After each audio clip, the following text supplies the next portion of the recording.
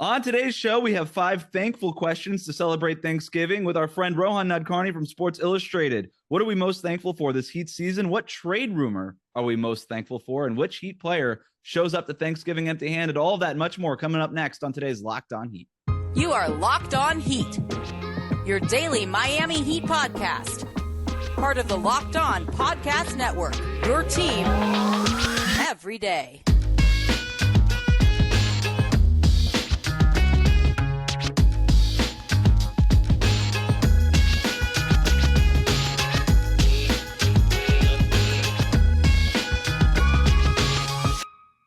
Welcome to Locked On Heat, your daily podcast on the Miami Heat. However you might be tuning in on YouTube, Odyssey, or your favorite podcast app, thank you so much for making Locked On Heat your first listen every day. I'm Wes Goldberg here, as always, with David Ramil and our friend joining us today, Rohan Nadkarni from Sports Illustrated. We are very thankful for you guys making us your first listen before the holiday. We are very thankful to Rohan for jumping on the show. We got a bunch to get into. It's called 5 Thankful Questions, a fun spinoff from our 5 burning questions.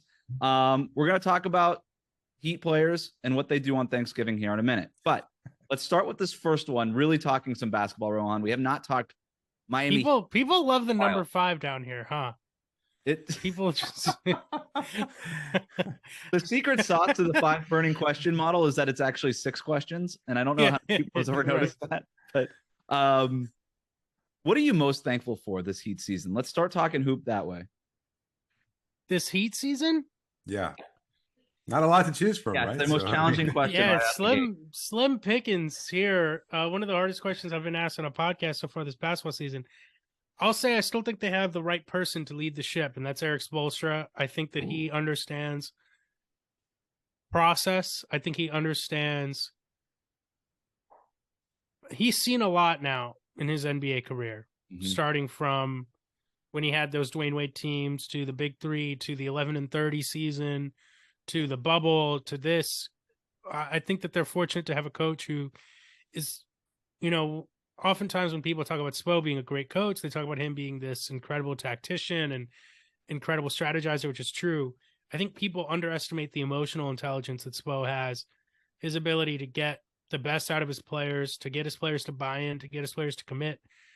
I think in a lot of situations when you have a team struggling like this, it's not always easy to get the players to continue to want to fight their best every single night. You saw this Heat team, 3rd game in 4 nights, 2nd night of a back-to-back against Minnesota at home, a talented Minnesota team. They took that game down to the wire, and I know that was a frustrating loss. People are agonizing about that loss. Spo would be the first person to tell you that you're judged by your results in this league, but to me, that was a sign that he's still getting the roster. They haven't let go of the rope, to borrow one of his sayings. They didn't let go of the rope in that Wolves game. And I think that the Heat are very fortunate to have someone like Spo who can not only, figure out things. People, I know, again, tired of the zone. The zone's been really effective for the most part. He's going to do his best to find not only every edge to get his players to perform well on the court, but I think he'll continue to have the trust of the roster. Yeah, I think there's this idea that Spo wants to use the zone because he just is sort of infatuated with zone in some sort of weird Syracuse basketball way, which is not the case, No, because he has to do it. And I'm with you. And that kind of is similar to what I'm thankful for in this year is I know it's been a rough start for the Heat, but I still think that, look, are they a championship contender? Probably not. But I still think they're going to make the playoffs. I think overall, they're going to be okay. It's been a really tough schedule for them to start the year, and it's going to continue to be tough for a little while here. But the second half, it eases up a little bit. Not just to mention that they have Spo leading this thing, but when they're healthy and clicking, it looks really good. Their starting lineup with Tyler Herro is a plus 6.2 net rating in just 88 minutes. So they haven't played a whole lot. You compare that to Atlanta's starters who have played 269 minutes together this season. And Miami's starting lineup just hasn't been together all that much. You could throw Max Strus in there for Tyler Herro, and that lineup has played like 79 minutes together. You could throw those 2 lineups together, and it's still not even close to what Atlanta's played together. So it's the fourth. Also, the net rating with the Strus lineup, I just want to throw that out there. If you have that stat up, Wes, the net rating is like a plus 32 or something. It's like plus 32 or plus 37 per 100 possessions, which is really great. Again, small sample. Either way, it's the 4th best starting lineup in the Eastern Conference when you sort of filter out the minimum of 18 minutes. And if you add up, or if you just take, Herro or Strus lineup, so basically Lowry, Butler, Caleb Martin, and Bam on the court together, that 4 is plus 17.3 in 167 minutes that they've played together. So again, when they're healthy and they're clicking, it looks really good. The problem has been getting healthy and getting to that clicking point, but I still think ultimately there's enough here where they're going to be okay. David, what are you most thankful for? I'm glad for the optimism. It's been such a welcome change of pace over the last couple of weeks because they've struggled through so much, and the 4 straight losses don't help. I'm glad for Heat basketball in general because, like seeing when it clicks, it's been fun to watch. It's great.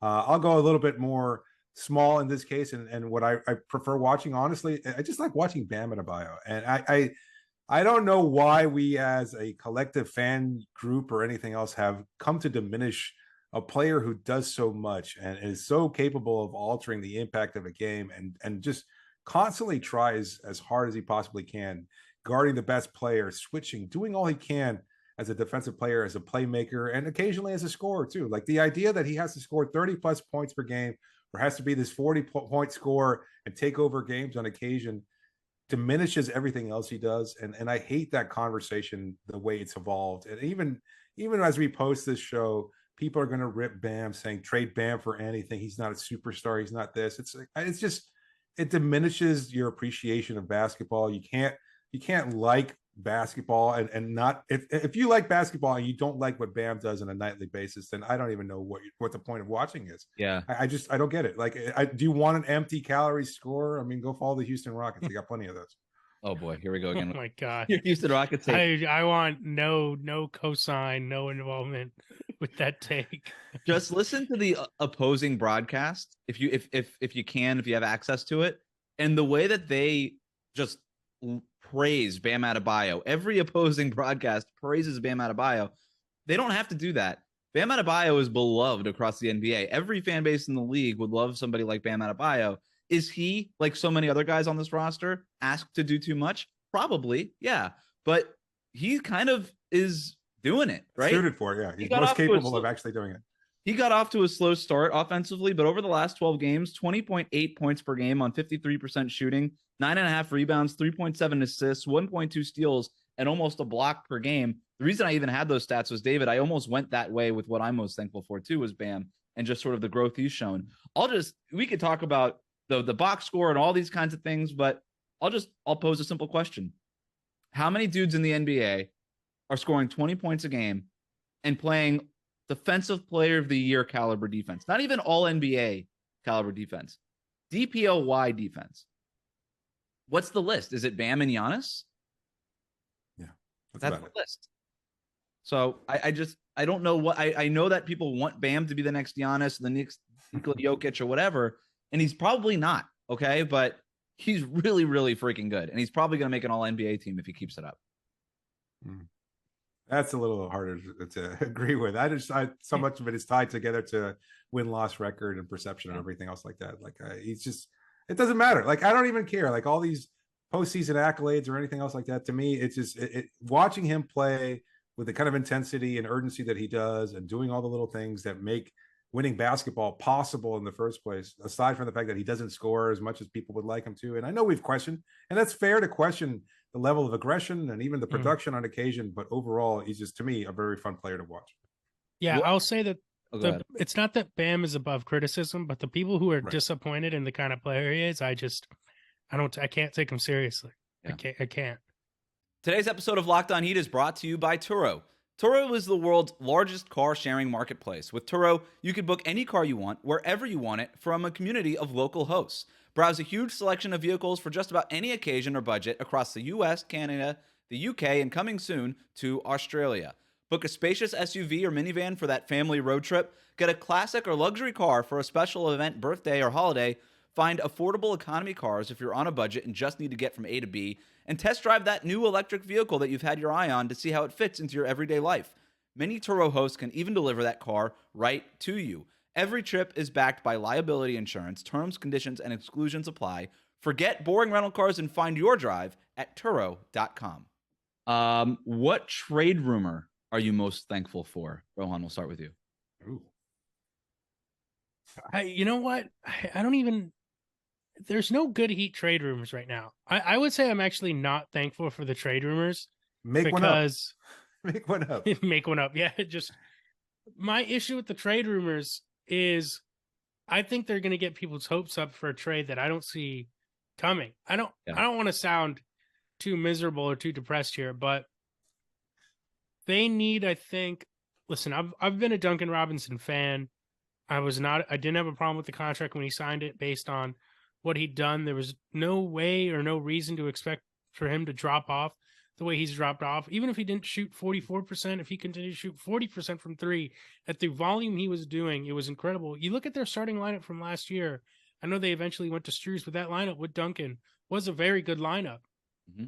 And for a long time, Jimmy and Bam, their first couple years together, did not play well offensively unless Duncan Robinson was on the court. He was incredibly important to what they were doing offensively. The team was a negative with Jimmy and Bam on the floor, or worse offensively, I should say, on the floor compared to when Duncan was on. That's how important he was to what they were doing. The problem with the Heat have right now is they just don't have very many tradable contracts. You know, I don't think Kyle Lowry is a contract teams are going to want to move, teams are going to want to acquire. And frankly, I think he's been good this season, really important to the team. Herro's in a weird spot. He signed the extension, and that creates a little bit of complications when you trade someone like that. You know, can you trade Caleb Martin? I know Caleb Martin has become kind of a symbol for how this team didn't do anything in the offseason, but as Wes mentioned, the team's been very good when he's been on the floor in the starting lineup. I know people want to move him to the bench for Jovic, all these things, and I understand the appeal. I do understand the appeal of the Bam Jovic lineup, and I would like to see this team with more size. At the same time, as Wes mentioned, those lineups have been very good. Mm-hmm. So to me, the issue with the trade rumors is I agree you'd like to see this team make some kind of a switch, especially when you consider Yurt is out, Depot's out, Haslam's out. God bless Haysmith, is trying his ass off, is one of the best rebounders I think this team has had in the last 15 years. Highsmith, that's the problem. Like, nobody knows his name. It's but I don't think Haywood is I don't know that he's an answer. So now you're looking at 4 or 5 roster spots that aren't ready to contribute. And when you have injuries, it becomes a massive problem. And the reason I bring up Duncan is he's the guy that in a trade could actually bring you back a player of value, right? Because of his contract. He's, $18 million. You need to trade a contract of that size to, I think, bring back an impact player. And I don't know that I see it happening. So I'm sure you guys will give me some good trade rumors here, but they make me a little nervous because I don't know what's realistic for them. Right. Yeah. Every Heat fan wants to just trade Duncan Robinson for Kevin Durant. And they're like, why not? Like, who says no? And it's like, I don't know. I have a guess who would say no in that situation. But David, do you have a favorite trade rumor of yours? No, somewhat tongue in cheek and half jokingly here. Like just the constant suggestion of trading Jimmy Butler. The idea of blowing this whole thing up. And I think, look, if there are problems behind the scenes, and there may or may not be, nothing reported or anything like that, but some inkling that maybe there's growing frustration in that locker room. But either way, like you strive for as long as you can as a franchise to acquire a superstar player, a centerpiece, a foundational player that you can build around, and that's Jimmy Butler. Like, he is your star. He is a top 10 player. There are 20 teams that don't have a top 10 player on their roster, maybe even more, depending on how you have certain rankings and things of that sort. So given all that, like the idea of trading Jimmy Butler when you already have that player there, it seems kind of ludicrous to me. And I know that people are frustrated because the idea is you either win a championship or blow it up and get that foundational piece. But guess what? You've already got it on the roster and you have a chance to be competitive. So I kind of laugh it off because I don't think blowing things up is ever going to be an answer for this team. I don't think, barring any kind of major injury to Bam Adebayo, which you talked about recently, I don't think there's any need to hit the reset button or anything like that. They're going to continue to be competitive. Maybe they'll be mediocre. Maybe they'll be a play-in tournament team. Maybe they'll just be an early exit in the playoffs. But either way, you want to have a guy like Jimmy on the roster. So that's the rumor that I like best, or the idea more than anything else. The one I'm most thankful for, and I'm going to cheat a little bit here. Well, so none of us gave a real answer to this question, really. Correct. By the way, if people do want a whole podcast breaking down fake trade ideas, we have it coming out on Friday. It's a bunch of Duncan Robinson trade ideas. We give the people what they want. It's Friday morning, traveling back to wherever you went for Thanksgiving. We got 5 full or 30 minutes of trade ideas for you. But my favorite trade rumor, and again, I'm cheating here, was the month that we just got to talk about Kevin Durant trade rumors. That was I am most thankful for that because the golden era of content. Yeah, it was a whole month of content during the usually the dead portion of the offseason, and which so thank you, Kevin Durant. I appreciate you, and I'm thankful for you. Donovan Mitchell too. He gets a shout out for that. Yeah. You know what? He did good numbers for us too. Donovan Mitchell, Kevin Durant, good job, guys. What did Jeremy Grant end up getting traded for? I don't even remember. Was it just a pick? It was like a pick and filler salary, and I know a lot of Heat fans were upset about that. Why couldn't you? I mean, that's a tough one. Imagine this team would be fantastic with this current version of Jeremy Grant. Who knew? I think his value was lower, right? I mean, Portland's playing well. He's been good. The Pistons traded Jeremy Grant and the number 46 pick to the Blazers for a rookie and 3 future draft assets. What are those? But not like, yeah, but it's not like the Donovan Mitchell assets, right? It's not like 3 unprotected. A 2025 first and 2 seconds. Yeah, that's not draft assets. That's draft picks. Oh, you know what? Yeah, the Heat should have been all over that one, huh? Yeah. Hindsight's 2020, though. I guess. Yeah, I mean, no doubt that they kind of screwed up this offseason, right? And trying. Is there a player like a fringe level player like here that we're talking about this that you think would be the perfect fit? Like, you know, a lot of people talk about Jared Vanderbilt, Alec Burks, Martin Jr. I mean, yeah. Who do you think is the guy who would be the perfect fit to play at the 4 for Miami? I also don't buy the Jared Vanderbilt rumors. I have no idea where that came from. Like, Utah likes Jared Vanderbilt. I'm not sure what they would trade him to Miami for. That's the thing is, why is Utah trading anyone to Miami now? Like, why would they trade Lowry Markin anywhere? Danny Ainge loves Pat Riley, obviously. Yeah. It's like I'm sure they're talking on Thanksgiving and hitting it off. Damn, Jeremy Grant was expiring. I'm sorry. That was the one that in the offseason that did bother me that they didn't get in on that one. I've always liked him. I thought he was fantastic. What do you think about Nuggets? What do you think about Julius Randle? Because he's sort of like a lesser. That's one of the dumbest ideas. It would be to trade for Julius Randle. If they traded for Julius Randle, we still get people saying that that's the player that Miami should target, and it's like people don't watch basketball. People don't watch basketball. One All-Star level season, and where he was on a contract year, and he was putting up monster numbers on a team that didn't accomplish anything. And they made the playoffs. Julius Randle's best season came in a one of the flukiest NBA seasons of all time when he had 9 months off before the start of the regular season. He had 9 months off. The version of Julius Randle that was the best was when he was coming off the bench for the Pelicans, playing small ball 5, being a rim runner, an athletic player, running fast breaks. That was my favorite version of Julius Randle. People who want to trade for him don't even know that version of Julius Randle exists. Someone who is using his athleticism. This idea of him as like a half-court scorer. The spacing, people think the Heat's spacing is bad now. If you put Julius Randle next to Bam, it'd be terrible. He can't defend the pick and roll. It would completely ruin the defensive scheme. People are tired of the zone. You think they're going to be able to play more man defense with Julius Randle? It's one of the dumbest ideas I see on the internet, and it frankly makes me upset because it feels like I'm not doing my job well enough trying to like help people understand the game if they think Bam and Julius Randle is a good pairing. Like it's terrible. It's hard to watch that much. It's hard to watch that much basketball. So you just got to pick and choose what you want to. What you want to adhere to as far as like definitive of a player. It's like, oh, he's got one All-Star level season. It's like, yeah, that means you're adding an All-Star level player, which is not quite the case. I'm clipping that Rohan rant, and that's going to be the social post for this show. Let's talk about Thanksgiving. No, I'm not ready. I'm not done yet. Because I just wanted to say that Julius Randle is currently shooting 33% from 3. His career average is 33%. He had one season that was good from 3. And again, it was that weird season when he had 9 months off before the season started. Okay. On a contract year.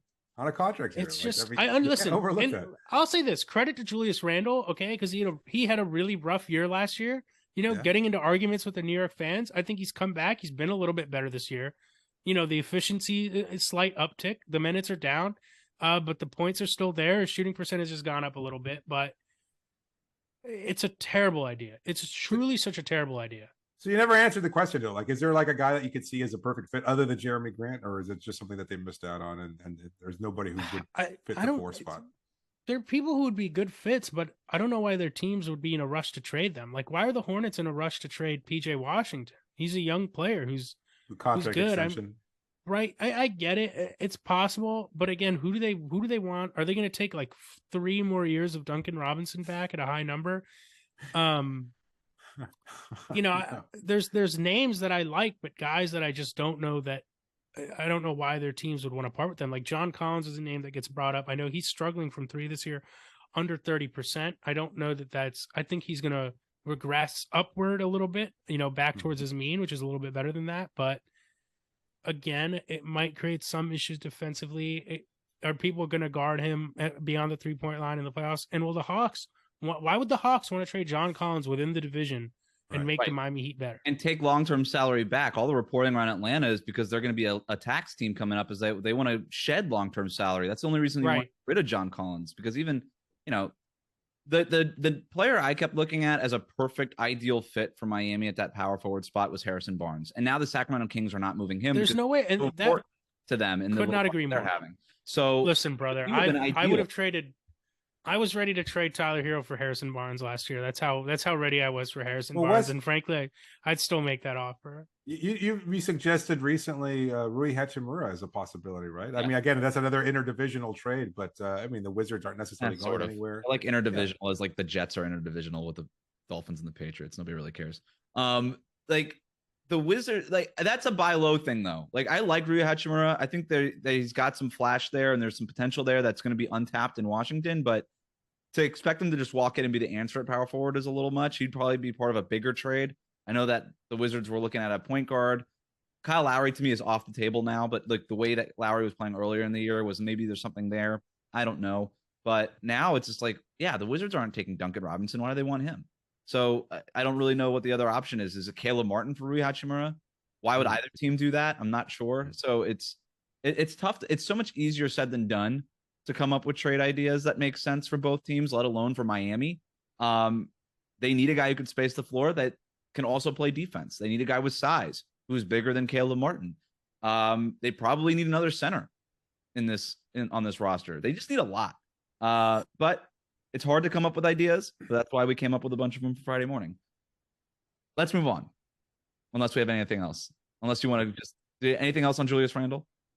Yeah, I just want to say that I want to once again credit Julius Randle for improving the season, because I know you're going to clip me and all these Knicks fans are going to get mad at me, and it's going to be your fault. But I want to say it's not that I hate Julius Randle. It's my fault. I think they're out on Julius too. I wouldn't worry about them being mad. I just think my issue is not necessarily with my issue is not necessarily fully with Julius Randle, the player. Just Julius Randle, the fit on the Heat makes absolutely no sense. You were going to say Julius Randle, the person. It's not a video game where you just throw guys together. You know what I mean? Like people see a 20-point per game score and think that's what the Heat need, and it's not that simple. Today's episode of Locked On Heat is brought to you by BetOnline. BetOnline.net is your #1 source for sports betting information, stats, news, and analysis. Get the latest odds and trends for every professional and amateur league out there. From football to basketball to soccer and esports, they have it all at BetOnline.net. And if you love sports podcasts, you can find those at BetOnline as well. They are always the fastest and easiest way to get your betting fix. Let's see what we've got this weekend. The Miami Dolphins, 13-point favorites over the Houston Texans at home in Miami. 13 points might seem like a lot for Dolphins fans over the last few years, but this Dolphins team scores points in bunches. This Houston Texans team is not very good. They just beat the Browns by, 22 points. So, yeah, Miami Dolphins -13. I kind of like it. Head to the website today or use your mobile device to learn more. It's BetOnline, where the game starts. 5 thankful questions. Let's move on to our third question. Which Heat player shows up to Thanksgiving empty-handed? David? Dwayne Dedmon. Why? I don't know. He's a locker room guy. Just giving me boisterous personality. No, I think he just shows up empty-handed. I mean, first of all, I guess you could draw a correlation to what he's been producing on the court lately, but just in terms of his personality, he's always cracking jokes and everything else like that. You could always see like, I don't really make that much. You all the MRFers that get paid a lot in this, $4 million a year roster. I mean, I could just see doubled his salary from last season. I could just see Dedmon kind of laughing it off. Whoever's hosting Thanksgiving, he'll be just like, he'll play it off. He'll be the gregarious personality. He can just like show up late, leave early, and not bring anything to the dinner. I could see that. Rohan, what do you think?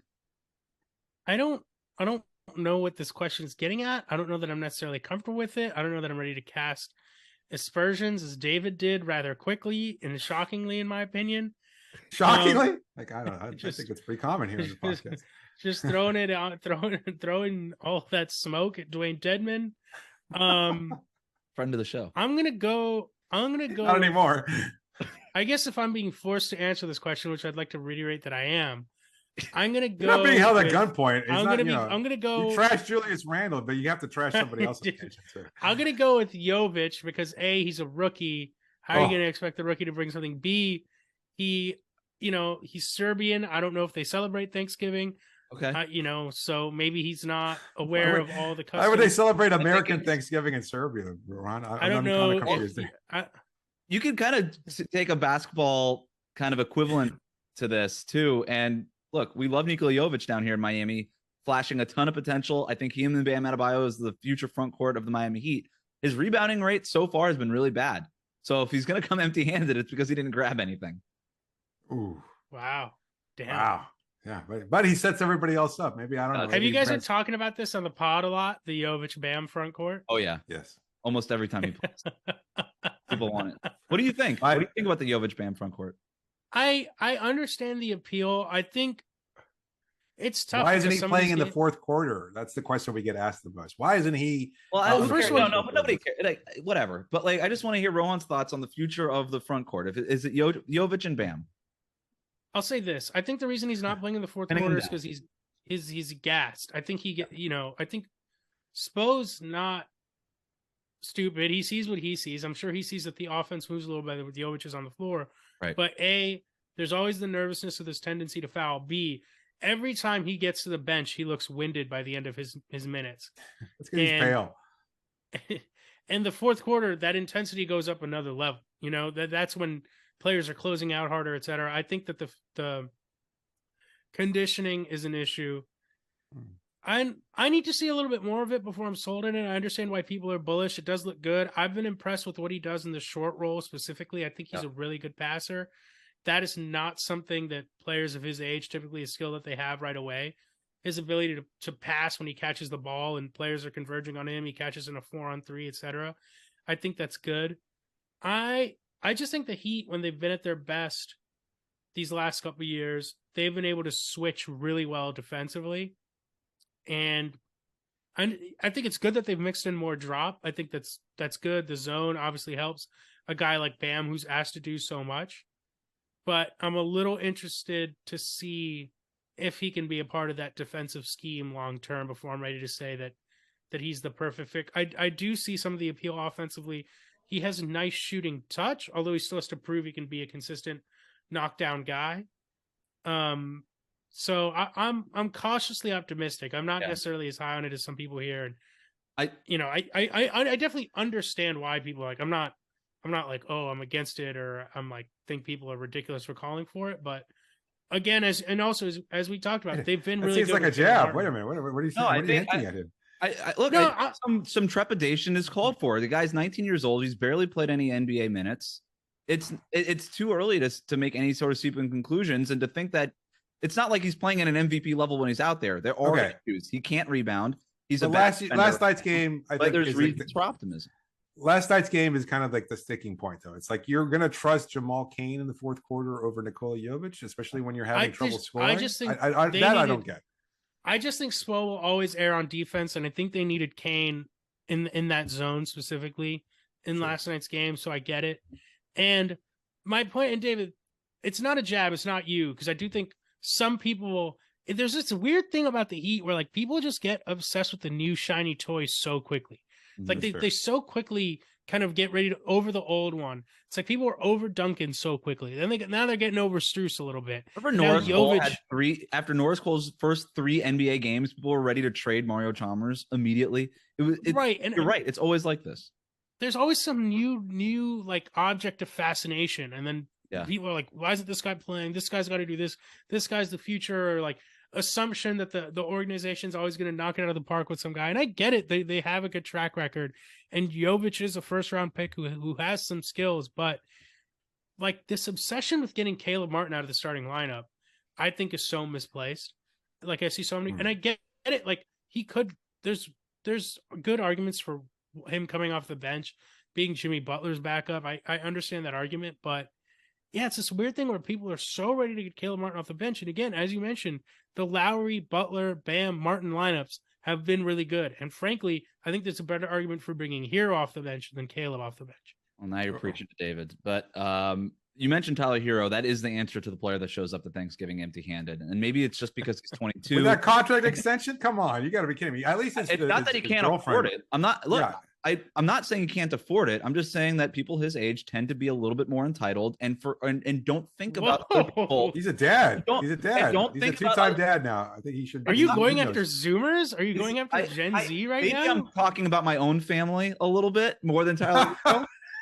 Okay, that's all I'm saying. Whenever cousin is listening to this podcast, one last thing on Jovic. I don't speak for Wes. Yeah. One last thing on Jovic. I think somebody with that kind of court vision, feel for the game, those guys just who could see the game in that way tend to be okay on defense. They don't tend to ever be like huge negatives on defense. It's just going to take a while for him. But we like what we've seen here on the show. We're Jovic fans. All right. Which Heat player brings the following items to Thanksgiving? So it's 3 different players for these 3 different items. First one, something that he just spent the last 6 hours baking. David. Oh, right off the bat, Gabe Vincent. Rohan. I mean, this is tough because you're not giving me the other 2. All right. Doesn't matter. No, fair enough. All right. So no. It doesn't matter. You're gonna match. Something you spent the last 6 hours baking is number 1. A bottle of wine and green bean casserole. So give me the 3 players for those 3 items. I think Bam is bringing the thing he spent the last 6 hours baking because Bam is going to spend 6 hours baking. Bam, who lives with his mom, is going to spend 6 hours baking. Bam is the most selfless person on the Miami Heat. He's the person willing to put in the time. He's all over the place. Things. Baking is a true labor of love, and I just think Bam, good take. You see his smile. Who doesn't love Bam? I think Bam has that. That kind of Bam lives with his mama. He doesn't bake anything. That dude doesn't know how to turn on the oven. You're looking at that the wrong way. I look at it as like, wow, what a beautiful guy. He lives with his mom. He cares about his parents so much, Yeah, he's baking for his mom, not like Tyler Herro. Exactly. Oh god. What is it? Anyway. I love Tyler Herro. I don't know why I'm ragging on him. For a bottle of wine, I think you got to go Jimmy Butler. Yeah, and I think he's done probably the most extensive traveling. I believe Erik Spoelstra once told me that Jimmy Butler went to like some specific winery in Italy that his wife had always wanted to go to, and it turned out Jimmy was friends with the guy. So I think Jimmy has already established connections in the wine world. So I'm gonna go with Jimmy Butler there. Okay. Green bean casserole that's Udonis Haslem. Just a classic, all reliable, always there for you. Yeah. Listen, UD, I thought. Like we're having this conversation. Who should start at power forward? Udonis Haslem is right there. I understand he's been away from the team. Listen. I think there's a good. You're telling me that the way Dedmon has played this year, you don't think it's worth giving UD 8 minutes a night? You're the anti-Nikias here at this point. Like, Nikias hates the idea of Udonis on the roster. Has looked good. UD has looked good when he's played this season. You think I stand by that. That's actually a fair. In all seriousness, I don't think Udonis Haslem should start. But do I think he could actually give the team 10 minutes a night? Yeah, I do. And for a team that's like Erik Spoelstra sounding so desperate last night, like if you could give us 8 minutes, please. Like when UD's ready to come back, like let him play 8 minutes a night. David, something that he spent the last 6 hours baking, a bottle of wine, and green bean casserole. Well, 6 hours again. Gabe Vincent, I think he's that's right. His parents, probably pressed upon him. You've got to make the effort. You've been invited for your Thanksgiving dinner, etc. I could see him. He's everybody's friend, right? And I could see he was like, oh, I want to make a good positive impression. I'm going to take the time to do this. I'm going to contract here, etc. Green bean casserole, Max Strus or Duncan Robinson. Come on, that's like purely an Anglo dish. I never even heard of green bean casserole until I was. Oh, really? I didn't know that. Yeah. It's like a southern dish. No, that's a pretty northern. Like an dish. Alabama, Georgia kind of. Where's Duncan from? Like Providence or somewhere like that? Like whatever. Yeah, small too far north. He's bringing like lobster rolls or something. They don't have lobster rolls on Thanksgiving. No, I think it's pretty much just a white dish. That's why I associate it with Duncan or Max. And what's the other? A bottle of wine, Jimmy. I mean, that's a given. All right. Easy. I disagree with all of you. I think Jimmy's the guy that spends 6 hours baking something because he has like this obsessive personality. He gets like really into coffee. He gets really into clothing. He launches a clothing line. But he'd have to know like the full menu, and he'd have to like plan it. Who was it that would reveal that he actually doesn't make the coffee? That he has somebody else make it and then just post it on Instagram? Oh, Somebody told us that on the show. Was that Dwayne? I can't remember who told us that. It wasn't quite a reveal. It was more of a theory. But is it Duncan? Maybe it might have been Duncan. That Jimmy Butler doesn't make the coffee. That he doesn't actually make his own coffee. That it's all a sham, and that he just has one of his assistants. It's all for the Insta. And just doesn't on IG, which I thought was the best theory that I've heard about the Miami Heat in about half a decade. I'm gonna have to get to the bottom of that theory. That's an interesting one. Yeah, you're all hooked up on the big face stuff. I think Jimmy has an obsessive personality, and if he doesn't spend the last 6 hours baking it and brings it to Thanksgiving, he tells everybody that he did, and he actually had somebody else do it. So that's who spends the last 6 hours baking something. Bottle of wine went Gabe Vincent, kind of for the same reason you said. Everybody's friend brings the bottle of wine, right? Like the friendly guy, the happy guy brings the bottle of wine, just wants a good time, wants to be jolly. I think Udonis Haslem brings a case of wine, and I think Jimmy Butler brings a case of wine. I think Gabe Vincent brings a bottle of wine. Yeah, he got a case of wine from somebody he knows, or like he got it like on discount from one of his restaurants. Gabe stops at the liquor store on the way over and finds something with a sales tag. Like, and he's like, "Oh boy, I forgot something. I don't want everybody to be upset with me." Tyler here doesn't even think about it. He just forgets about it all. Why are you guys just dragging players on this episode? You guy can't live with their mom. Guy, it's like, what is? Bam Adebayo brings the green bean casserole. Because again, that is mom made for him. It would be delicious. Charlotte, right? Bam Adebayo from North Carolina. Cleanse the energy of the Miami area basketball podcast. Everyone's got some axe to grind. I thought this was a nice thing. What did I say that was bad? So I said Gabe Vincent. I said it sounds like we got 25 bottles of wine and some green bean casserole and some delicious brownies. Okay. Rohan's too sensitive. He's been living in California for too long. I think he's just a little bit more hyper aware of that sort of thing. All right. 5 thankful questions. 5th one. What's your item that you bring on Thanksgiving? I have a question, by the way. What day is this episode coming out? Is this Thursday's Wednesday episode? morning. Wednesday morning. Because then the Wizards recap comes up Thursday. Okay, because we just got some breaking news here is that Max Strus has been ruled out for this first game against the Wizards. All right, cool. So are they tanking? Is the team blowing things? I mean, are they tanking? What is going on? Like, seriously though, what is happening? Like, how is we have if you could tell me.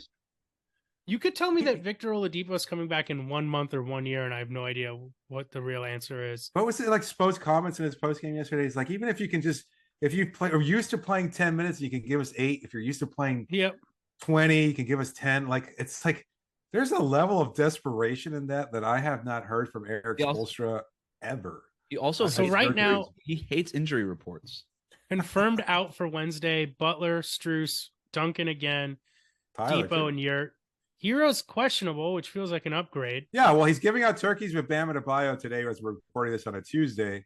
And apparently the quote was that he's not sure if he's going to be back this week. He doesn't think he's going to be back this week, and he doesn't know he's going to be back next week either. So now Herro said that?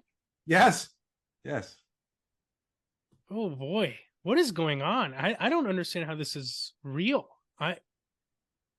I've never seen this before. This level of injuries for one team, all happening at once. It's wild.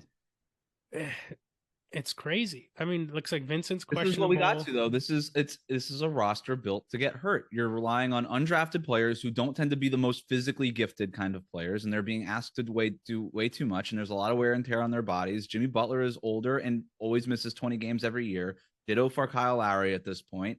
Victor Oladipo has been injured for the last half decade, on and off. This is a team built to get hurt. That's just what it is. Hey, Lowry's been consistent. At least he came back in world-class shape. Lowry's been great. Can we talk about Kyle Lowry for a second? Sure. Yes. Because he feels like he's everyone's punching bag, and because he's fat enough. That's what I could see the joke being made. Sorry, so I just went ahead and put it out there. Anyway, go ahead. It's not like this is only his second year with the team.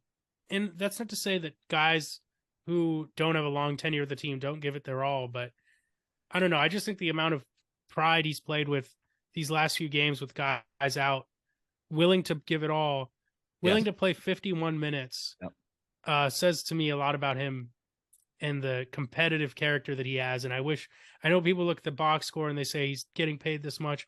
Why isn't he scoring 20? Why isn't he aggressive? Like, Lowry is the fourth option in their starting lineup when people are healthy. There's a reason why he doesn't shoot.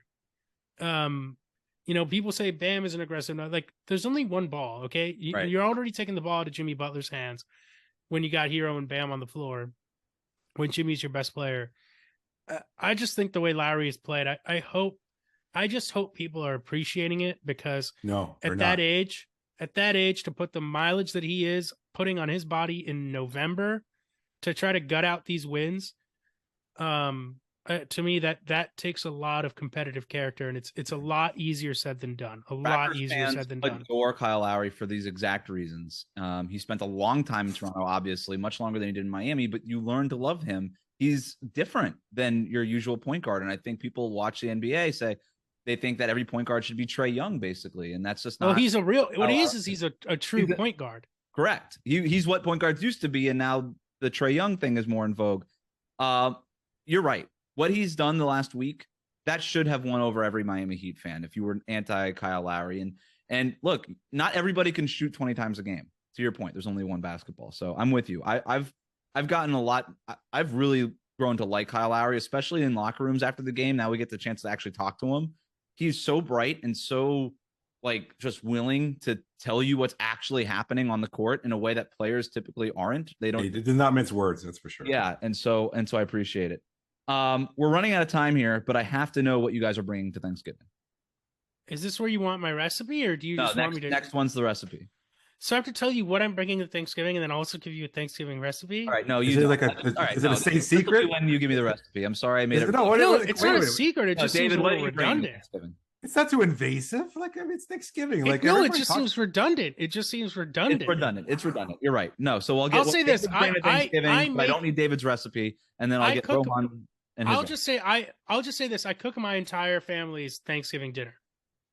Wow. Well, there you go. You don't bring anything. I don't bring anything. I don't go to Thanksgiving dinners. I have a family. And we are Thanksgiving here. And if you're going somewhere, if we're anything, we make everything. Like not we. I know what we means. That means your wife. Do you make anything? I could cook anything that she does, but I know she generally cooks everything. But the tofurkey roast, I don't. Are you in charge of opening the wine? What are you in charge of on Thanksgiving? Absolutely nothing. I sit back and enjoy the whole night. I'm coming over to your house. Not invited. Tofurkey roast? Seriously? Wait a minute. What's wrong with a tofurkey roast? It's delicious. I didn't know you could roast it. I didn't know that. Are you buying a large format tofurkey?